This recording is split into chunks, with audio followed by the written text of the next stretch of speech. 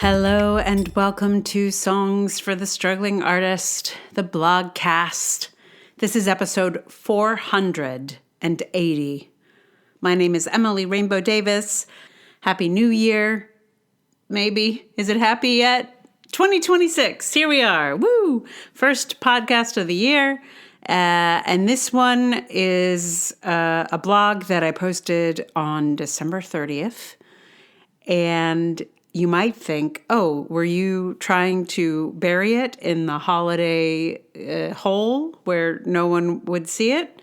And no, but also I was like, there's not going to be a hit, this one. So I didn't feel it needed to be in a highly visible moment.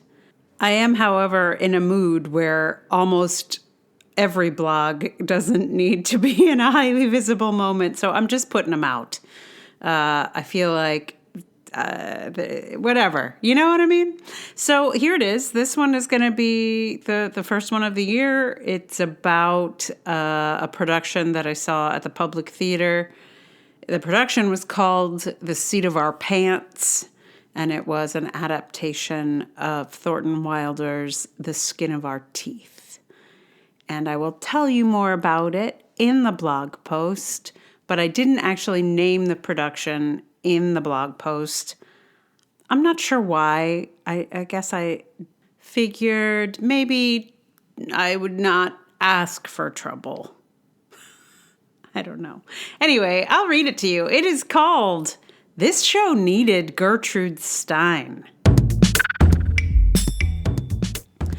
My friends are going to stop inviting me to shows if I can't stop getting angry at them. But it's happened again. I saw an adaptation of a Thornton Wilder play at the Public, and it made me real mad. My only comfort is that apparently Thornton Wilder used to get real mad at everything he saw as well, so I guess I'm in good company. The show was an adaptation of The Skin of Our Teeth, which for the most part just involved throwing some songs into it. It was mostly harmless, I suppose.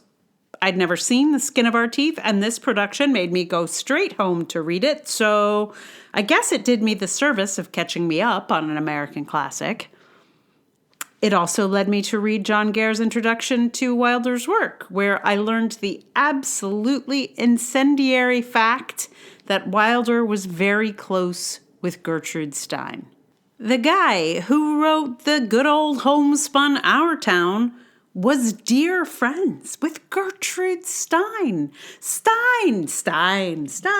Gertrude Stein.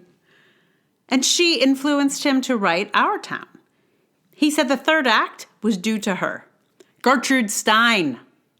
This has blown my mind and is my new favorite fact of the year. I add to that Wilder was highly influenced by kabuki and no theater, and I have to rethink Our Town entirely.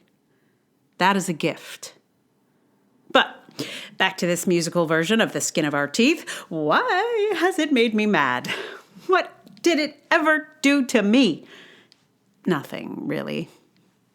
I'll back up. The Skin of Our Teeth is a real bonkers adventure featuring a dinosaur, a mammoth, and some dizzying treatments of time. Wilder was really fucking with his audience in 1942 when this had its first production. He's got pieces of scenery flying out in the middle of scenes for no reason. He's got some surprising fourth wall breaks and a sense of meta-theatricality that could be really disruptive.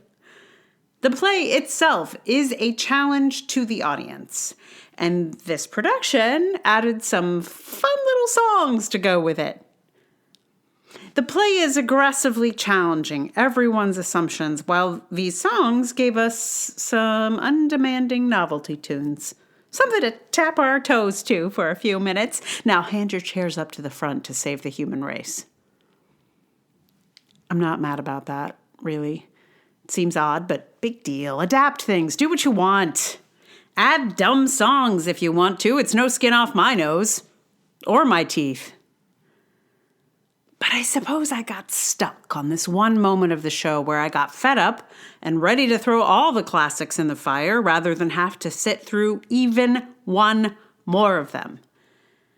And that moment happened in the second act when they interrupted the seduction song to sing another song about why the other woman character, Sabina, didn't want to sing the previous song. This turned into a fight where everyone in the cast tried to go after the adapter of this play for all his authorial choices. They chased after him, there was a stagey riot, and a lot of the complaints were about how retrograde some of the things in the story are. They've dressed the other woman in a showgirl outfit, and she implied that she didn't want to sing the seduction song due to the sexism. The writer defended himself by saying there are some things that you have to keep for structural reasons, and then they just went back to finish the seduction song.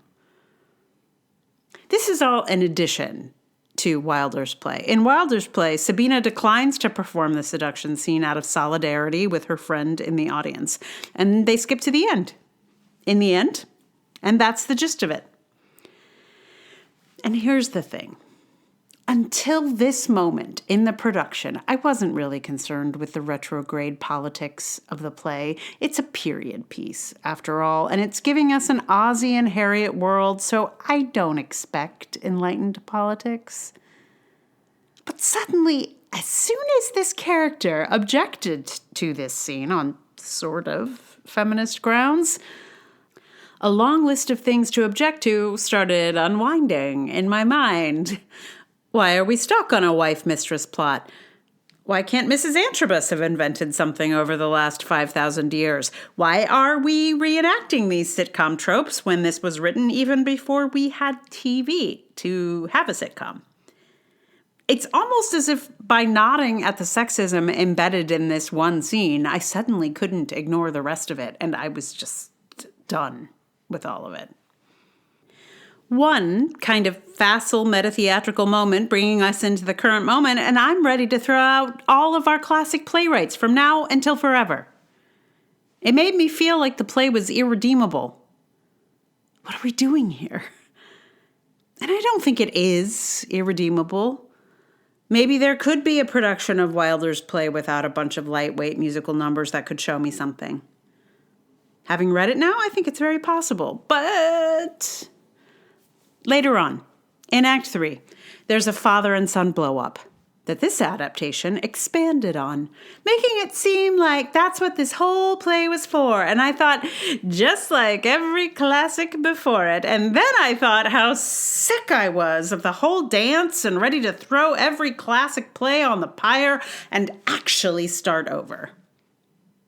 The Skin of Our Teeth is ultimately a play about starting over and over again. And in the play, they keep starting over in the same way. And this adaptation also started over in the same way. And I don't know, I guess I'd hope for a better way of starting over than asking the patriarch to invent something new.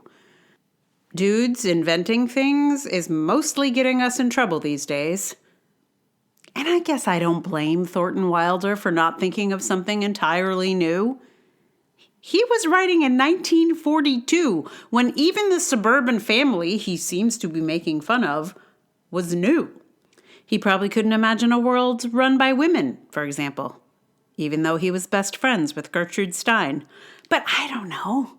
Here in 2025, if we're talking about starting over, I can't imagine why we'd put Mr. Antrobus in charge again. Though truthfully, it is what this country keeps doing. But still, shouldn't the theater be a place where we can envision other possibilities? I've seen enough suburban family dramas, and we've had men in charge for long enough.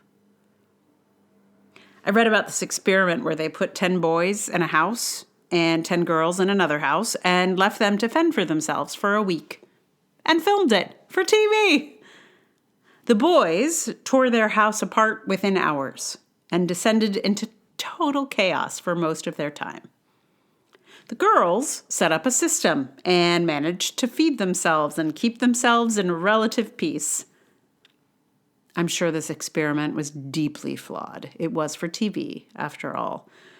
But it does make me think, like, maybe we could just let the girls work it out for a change and see how that experiment goes. This man's adaptation of Wilder's play was mostly just some frothy songs on top of a few minor cuts and meta-theatrical additions. It nodded at some sexism, while cutting out some of the clear instances of both sexism and racism. As if he didn't want us to see Mr. Antrobus as the kind of patriarch who would pinch his maid for fun. It struck me that this play was adapted by a community of patriarchs trying to scrub the edges off their forefathers. And for me, making Mr. Antrobus a nicer, more enlightened patriarch only made me madder. Sanding the edges off our classics and making them fun to tap your feet to doesn't strike me as the kind of approach that's going to help us rebuild when it all comes crashing down. I could use more Gertrude Stein energy for that future. I was out with some people I didn't know very well, and I mentioned that I'd seen this production for other reasons. I think I was making a point about how I expected that I should know someone in the audience and that I didn't know anyone. So I just mentioned that I'd seen this show, and one of the other people who I don't know, or I didn't know before that evening, like gave me this look of like, oh yeah, I saw that show. And I was like, she's either making that face because she loved it and I did not, but turned out she hated it perhaps even more than I did, which was very refreshing. And we had a nice, lovely time talking about this show and making some good fun of it. I demonstrated what I remembered of the songs as well as I could, because someone was like, wait, there's a song about brisket? And I was like, yeah, there was a song about brisket. And he wanted to hear it. And I was like, I don't remember it. And then I just made one up, and they very sweetly were like, oh, that's much better than the one in the show. Oh, no, guys. Oh, no. It is nice to not feel alone in hatred for something. Anyway, I feel bad, because everyone in it worked real hard and they were really trying something. But boy, blah. Anyway, I am grateful that I have now read The Skin of Our Teeth, and a lovely friend sent me a video of Vivian Leigh in The Skin of Our Teeth. There was a TV production in England, and she played Sabina. I was like, oh yeah, this is much better. Just like worlds better. Also, I can't remember how they pronounced Sabina in this production, but it wasn't Sabina. And I felt very confused the whole time. My friend's daughter is named Sabina. It's a name, and yet they were pronouncing it in this really bizarre way that I can't pull out of my brain because it was too weird. Anyway, it's over. That show closed. It's not a big deal. But as a lovely commenter on the blog said, there was something, she was like, I'm just so tired of this thing where we just nod at sexism and go, hey, what can you do? And I guess that's fundamentally what was driving me absolutely crazy about this production, is that it was an attempt to do it, but not really do it, Like them cutting out Mr. Antrobus pinching the maid is like, oh, we know that you're not supposed to pinch ladies, so we cut the character doing that. But the character doing that is part of the reason he is who he is. It's a real, anyway. I feel like sometimes the dudes running these theaters don't get it. That's what I feel. Anyway, so what song am I going to give you? Well, guess what? There are a lot of songs called The Skin of Our Teeth or The Skin of My Teeth or whatever, and I listened to all of them. There are also a lot of songs about Gertrude Stein. Go figure. and I listened to a lot of them. A lot of them are delightful and fun. As you might imagine, most of these songs are not big hits. Most of them do not have chords readily available or the lyrics. So I was looking at a lot of obscure songs, and I chose one that did not have any of those things available, but I worked it out anyway, because it was my favorite song of the many that I listened to on this theme. And I have learned a bit more about the woman who sings it, wrote it. Her name is Sue Palmer, and her website says that she is the queen of boogie woogie in San Diego. And I love that so much. I love that there's a queen of boogie woogie in San Diego. I want to go to San Diego and go see one of her shows. She sounds like a real hoot and a real fun time. So if you live in San Diego, please go and see Sue Palmer for me. I feel like you will not be sorry.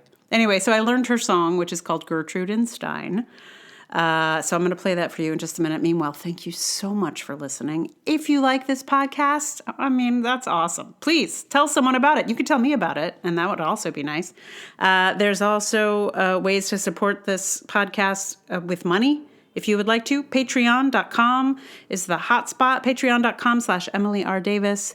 There's also Ko-fi, there's PayPal. All those links are in the show notes. You can do a paid subscription on Substack. That's just of the blog, but it supports the podcast. It's all me. And if you have a place that you like to support artists, tell me about it. I will join. And mostly you listening and sharing whenever you feel like it is also great. Just listening is actually sufficient. So thank you for that. It's nice to watch those numbers go up. So thank you for being here. And Gertrude and Stein. I also I was struck by all of these Gertrude Stein songs, that there's a lovely kind of queer tradition around her, that she has been such a heroic figure. No, just like a visible figure for a lot of people in the queer community to think about, explore, play with, enjoy. It's kind of beautiful. So I enjoyed getting to like step into that world for a little bit and learn Gertrude and Stein. And my hat is off to the delightful Sue Palmer and her band, which is called her Motel Swing Orchestra. Just delightful.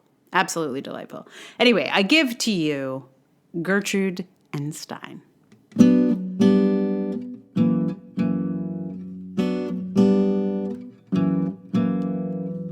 I like girls and I like a good beer, together in my own confines.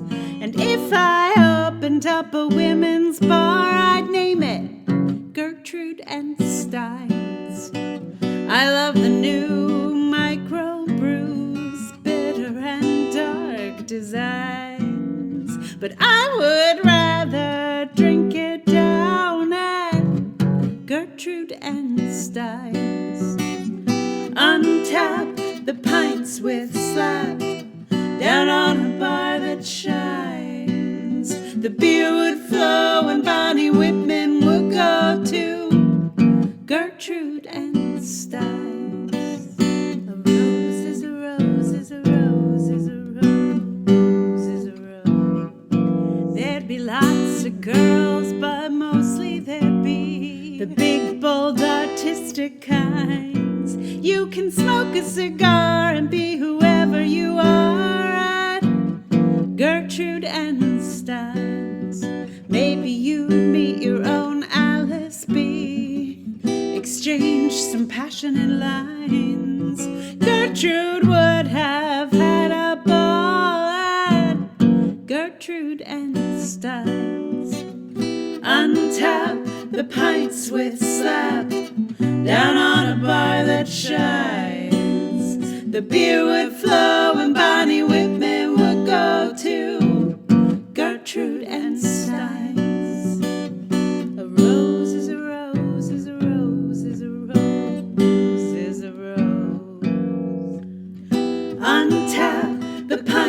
would slide down on a bar that shines.